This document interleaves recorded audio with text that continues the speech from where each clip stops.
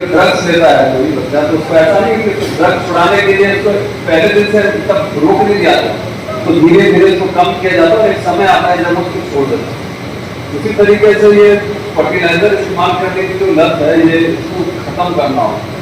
इसके कारण हम लोग इतना सारा जो फर्टिलाइजर पेस्टिसाइड जो डाल रहा है अंत में कहाँ जाके मिलता है।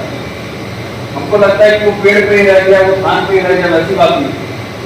अगर धान पे रह गया तो हमारे खाने के साथ हमारे पेट में जाता है, और अगर धान पे नहीं गया पानी के साथ भूगर्भ जल में चला गया, तब इस्तेमाल कर रहा है कोई फर्टिलाइजर पी रहा है कोई और पानी का, तो उसका प्रभाव सब पे पड़ रहा है।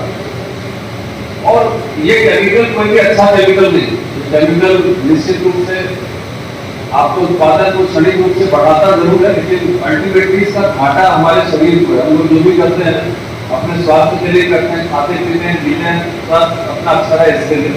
और अगर इसकी संख्या बढ़ने वाली है और अब इसका ट्रेंड दिखने भी लगा है।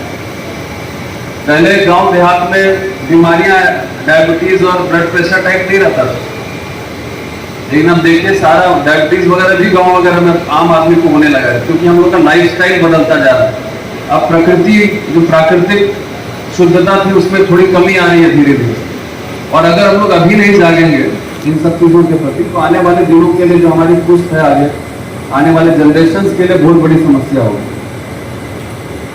इस पर्टिकुलर बिंदु पे ध्यान देते हैं कि केसीसी लोन में सहजता रहे, लोगों को जानकारी रहे और अनावश्यक रूप से किसी का केसीसी लोन कैंसिल नहीं हो।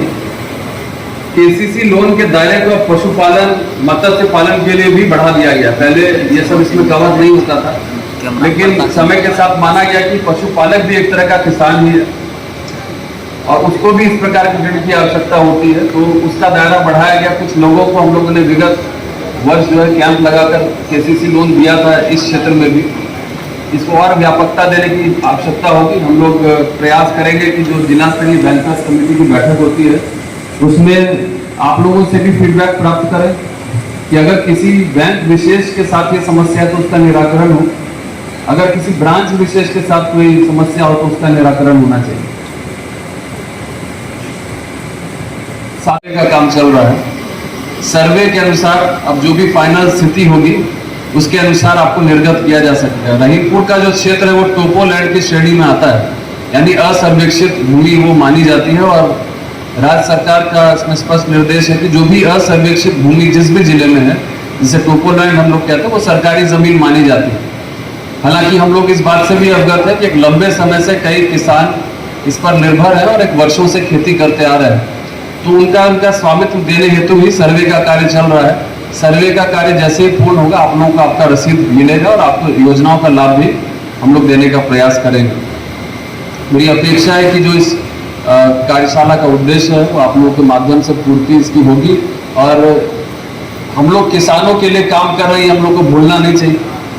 अन्नदाताओं के लिए काम कर रहे हैं, तो वहां तक इन योजनाओं का लाभ जब तक नहीं पहुंचेगा तो इस प्रकार के कार्यशाला का उद्देश्य पूर्ण नहीं होगा।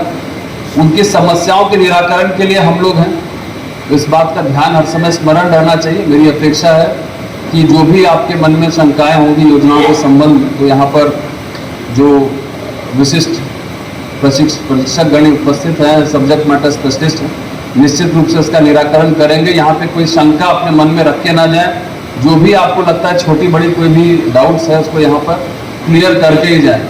इस कार्यक्रम को आयोजित करने के लिए मैं कृषि विभाग के पदाधिकारियों को साधुवाद देता हूँ और अपेक्षा करता हूँ कि इस कार्यक्रम का उद्देश्य की जो पूर्ति ससमय हम लोग करें और लोगों को लाभ दिलवाएं। खगड़िया शहर का एकमात्र रेमंड शोरूम, जहां आपको मिलता है रेमंड्स के सभी कपड़े उपलब्ध, नक्कालों से सावधान। पता है खगड़िया शहर के सागर मॉल चौक स्थित भारत वस्त्रालय के बगल में, स्टाइल बाजार के बगल में। नमस्कार, मैं डॉक्टर संतोष कुमार सिंह, निदेशक दर्शिता मेडिसिटी बलवाही खगड़िया।